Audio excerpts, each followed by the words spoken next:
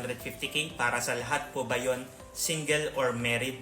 Yung tinatanong po na 250,000 ay yung non-taxable income every year. The answer is yes, single po or married, meron tayong non-taxable income na 250,000 every year.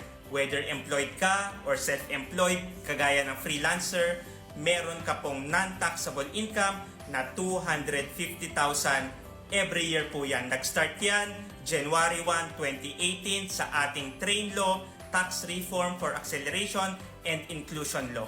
You are a freelancer at meron kang concern or question regarding freelancers BIR registration and freelancers tax compliance, comment mo lang yan at sasagutin ko yan.